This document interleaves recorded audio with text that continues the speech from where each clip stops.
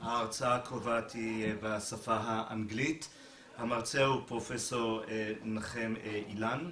נחם הוא ראש בית הספר ללימודים מתקדמים במדעי היהדות במכללה האקדמית של אונו, קהילת אונו, הקמפוס הירושלמי. הוא שימש כסגן ראש מכון בן צבי עד שנת 2001. תחום ההתמחות העיקרי שלו זה מחקר בין תחומי, שפה, ספרות, היסטוריה ומחשבה של חיבורים שנכתבו בערבית יהודית בימי הביניים ובתקופה החדשה. אחד מתחומי המחקר העיקריים שלו זו ההיסטוריה של יהודי מצרים וסודאן בעת החדשה. הוא פרסם את הפנקס של הקהילה היהודית בסודאן בהוצאת מכון בן צבי בירושלים בשנת 2007. כותרת ההרצאה שלו היום, הקהילה היהודית בסודאן, האם זו הייתה הקהילה המודרנית ביותר במזרח במחצית הראשונה של המאה ה-20? אני מניח שמיד נקבל על כך גם תשובה. נחם, בבקשה.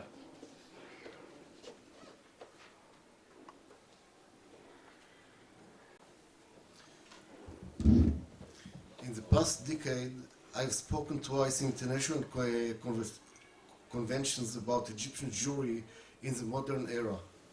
In both instances, I argued, amongst other things, that the Jewish community in Egypt was very modern and commented that perhaps the Sudanese community was even more modern. In both lectures, some Egyptian Jews were present who cried out upon hearing that and protested that I did not view theirs as the most modern community of all. Was their protest right? I'm not at all sure, and will explain why. Since the end of the 19th century until after the Six-Day War, 1967, there was a minute Jewish community in the Sudan which held 1,000 people at its peak. Most of them arrived from the Mediterranean countries, Iraq and Yemen. Several people arrived from Europe.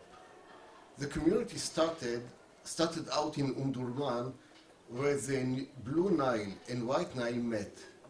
And in the 1920s, when Khartoum developed as a modern city, most Jews moved to reside there. Very few lived in Wad Madani and Port Sudan.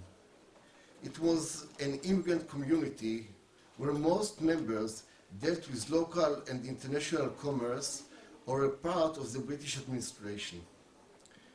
The community was established on January 31st, 1908, in a formal ceremony presided by Rabbi Eliyahu Chazan, who was Alexandria's chief rabbi at the time.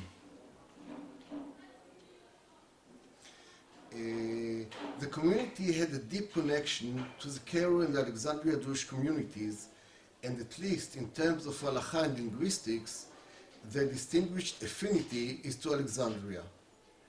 During 1906 through 1949, Rabbi Shlomo Malka served as the community chief rabbi and left his mark in terms of tolerance and the brave confrontation with modern challenges.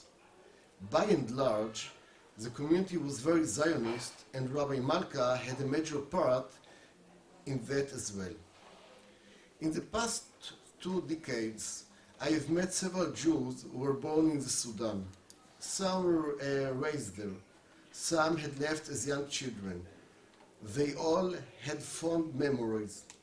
I believe the reason twofold. A, life in the Sudan was indeed pleasant. And B, the departure was also done in a calm manner and out of full control. No one was traumatized by the departure.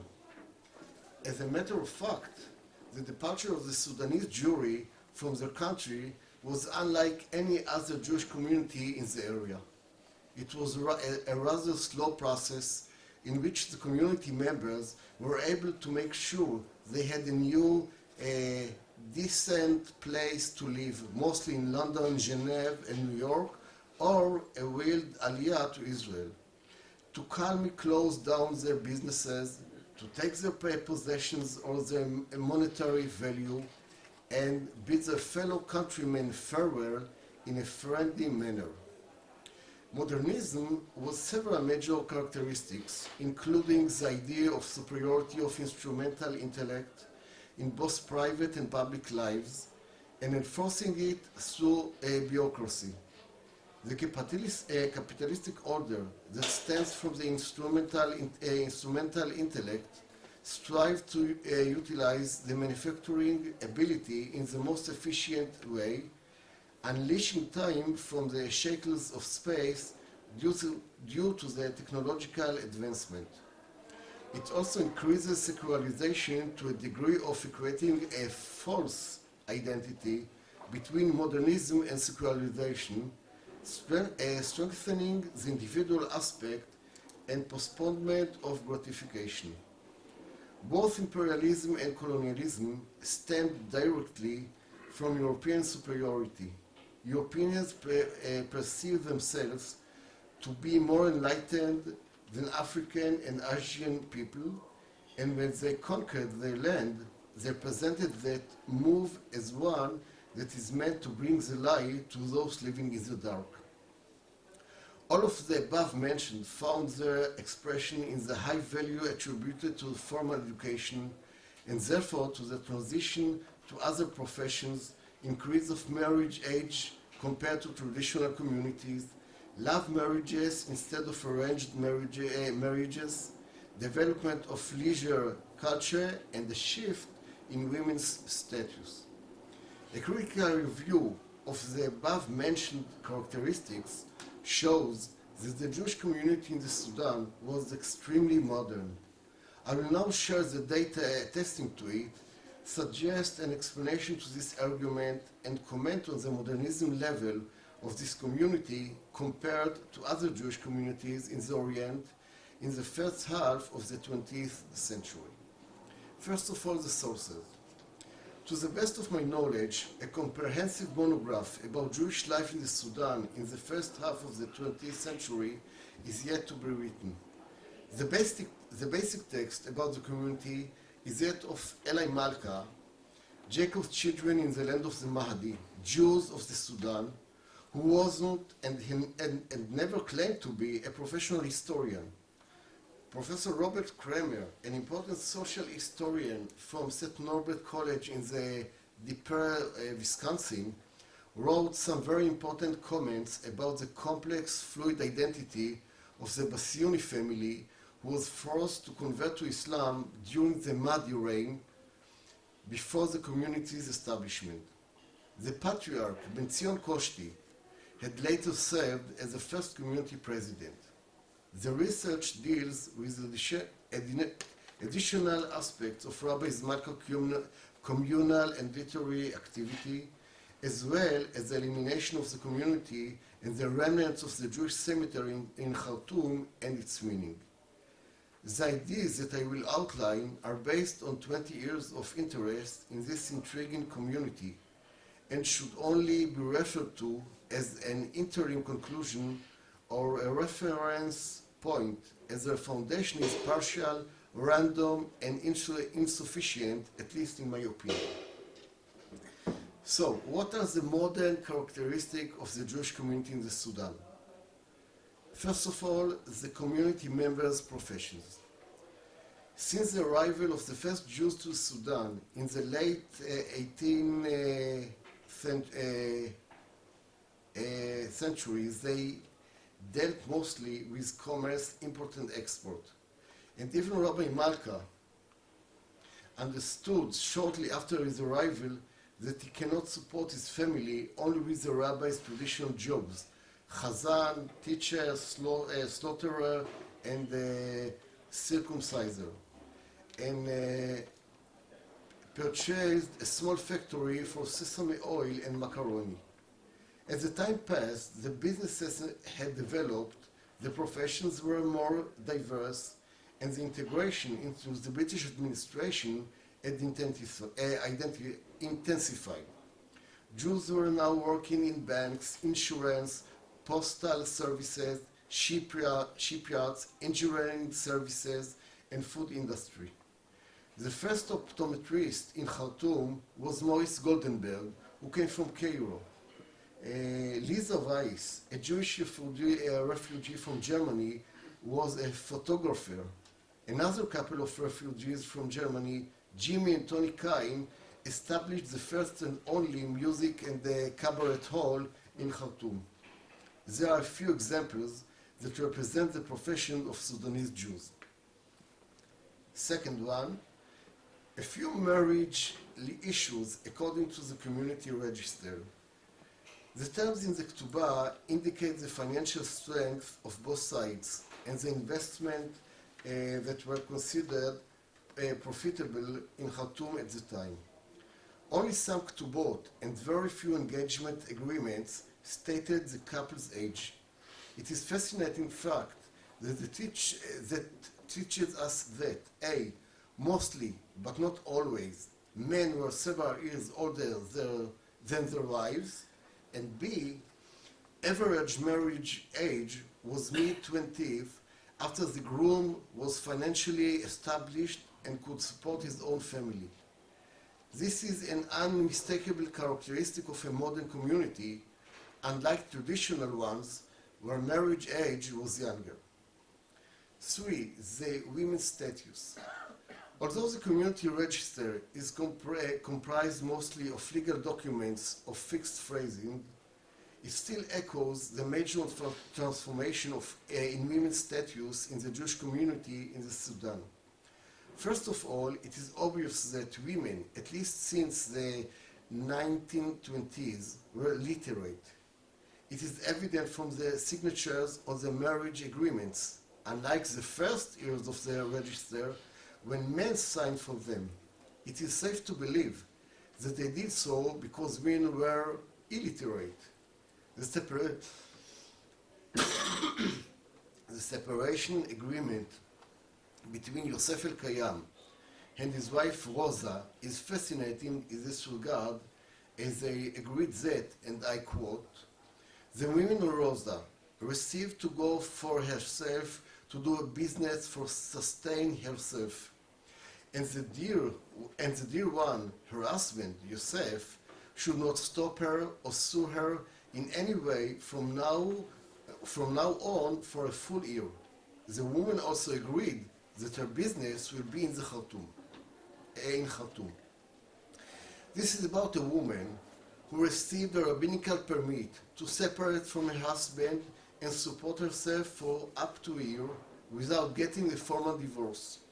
The decision attests to her ability to support herself, both in terms of skills that allow for that without depending on her husband, and in terms of the community's acceptance. The condition to work in Khartoum could stem from a desire to supervise her and her actions, or out of concern for her, knowing that if she wished to remain part of the Jewish community, Khartoum was the only one place in the Sudan that had a thriving Jewish community in those days, 1909, more than 100 years ago. Several engagement agreements included an explicit condition to invest part of the dowry in a property in the bride's name, to remain hers after her marriage, or deposited into a bank account in her name. There is one agreement that included both conditions. These conditions can be viewed in two opposing ways. On one hand, they indicate an egalitarian attitude for women as asset owners, which remains theirs even after marriage. On the other hand, they indicate weak status of women, thus the bride's parents' wish to guarantee her a financial anchor without which she might end up in a financial crisis at the time of a marital one. In Rachel Aelyon's engagement terms to Edgar Ben Ruby, the mother of the bride, committed, and I quote, to bring up the piano she had at home which was done, as the ketubah clearly states. Other than the interesting aspect of the story, it fits with the general impression that Jews were part of the financial and cultural elite, and as the British suggested, a piano was part of this cultural landscape. This was the case also in Rabbi Malka's own family. His eldest daughter, Esther, taught piano based on the Church Missionary Society's authorization. His daughter Rachel was the first woman in Khartoum to drive a car. Their sister Sarah was an outstanding high school basketball player. The younger sister, Victorine, was a professional musician and a talented painter. Benzion Koshti's daughter, Esther Levy, was the first Jew to teach in a teacher's seminary in Khartoum and co-authored 2 education books with the local English professor. She studied art and painting in the Bezalel Art College in Jerusalem, and thanks to her guidance, Khartoum women were the seamstresses of the Mahdi's wives. Among other responsibilities, she was the first headmistress of the Khartoum School for girls in the 1920s and 1930s. Now some words about the writings of Rabbi Malka.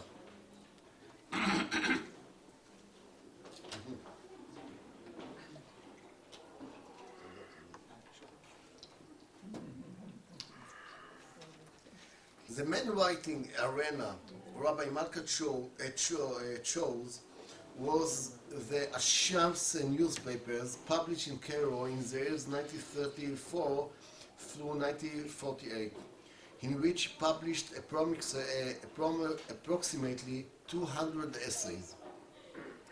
This is the meaning of fact.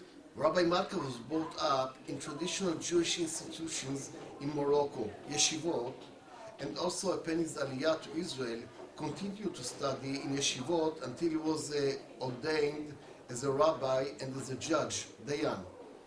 The languages he was well versed in were Judeo-Arabic Moroccan, Rabbinical Hebrew, and Aramaic. Therefore, his decision to write in a newspaper published in Egypt required acquisition of a new language, modern Arabic, to a degree that afforded a high level of expression. It was a different kind of expression than one he used writing his rabbinic text, although deeply linked in the sense of sharing opinions. Hence, we understand this was a strategic decision Rabbi Malka made, as it reveals that his target audience was not yeshiva students or even the synagogue goers in Khartoum, but a much wider audience, mostly outside of the Sudan, who had a weak linkage to a traditional observant lifestyle. In fact, by doing so, Rabbi Malka declared that his target audience went way beyond his Khartoum congregants to whom he addressed his words and whom he wished to influence. It is evident that Rabbi Malka saw himself as continuing his ancestors' tradition in terms of content, and at the same time attending to current needs and the way to deal with them. And now I want to show you a picture. This is the first document of the register of the community, and here you can see how they celebrated and had good times together, the members of the community. You can see that it is very modern. And here is a picture, and you can see it even in this way. You know, if you want to watch the details. I have in my collection a class picture of the British Unity High School for Girls in Khartoum, taken in the spring of 1948, which could also teach us something about the modern nature of the Jewish community in the Sudan. The picture was taken at the end of the 11th grade, a year before graduation. In the first top row, right to left, Anahid, Armenian Christian. Irene, Coptic Christian. Cleopatra, Greek Christian. Margot Ashkenazi, Jewish, and she lives now one building close to my daughter in Jerusalem. Bottom row, right to left, Mary, Greek Christian. Madeleine, Coptic Christian. Miss Williams, French and English teacher. Miss Jenner, headmistress. Fatima, Muslim, and Suad, Muslim. Anahid, Irene, Cleo, Margot, and Mary are fair-skinned. Madeleine and Suad are darker, with varying facial features indicating different ethnic origins. Madeleine is Egyptian or Sudanese, and Suad is Indian. And Fatima is dark-skinned with obvious African features. All girls are wearing their hair down apart from Fatima, whose hair is up. The same applies for the teachers, with a more traditional hairdo appropriate of their age and status. As it appears, students were not admitted based on their faith, and the skin color or ethnic background were not a barrier to anyone who wanted to get an education. While Christians were a minority in Khartoum, the majority of Christian students probably reflect their parents'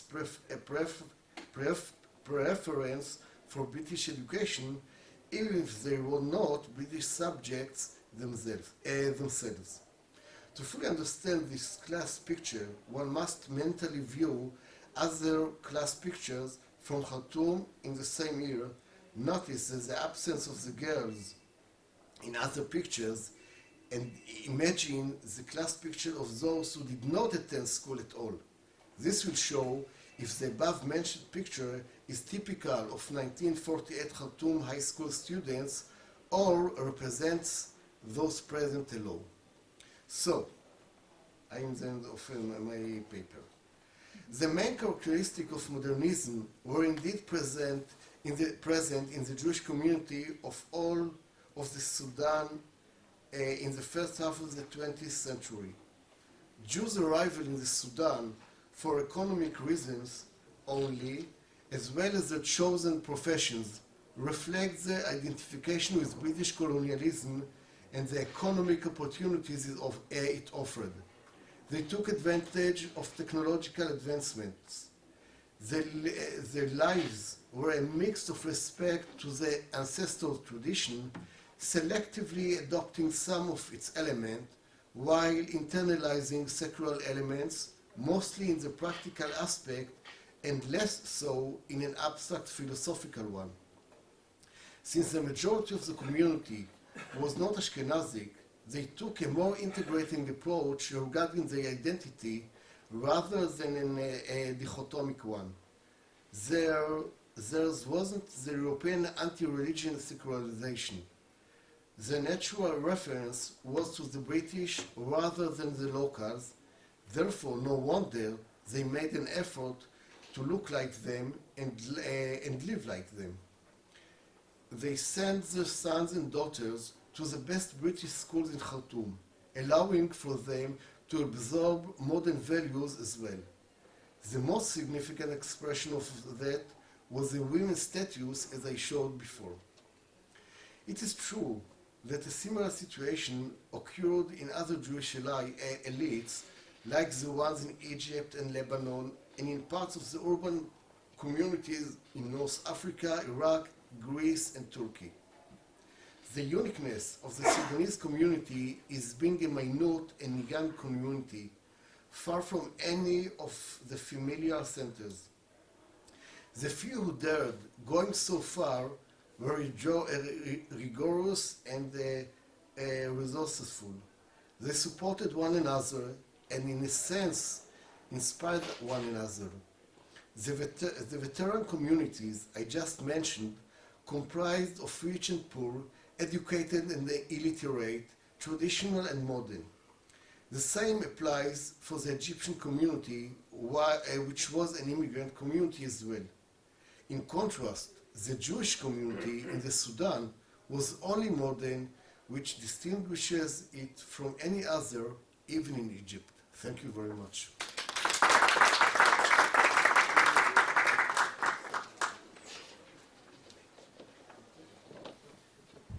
תודה רבה לכם. ההרצאה השלישית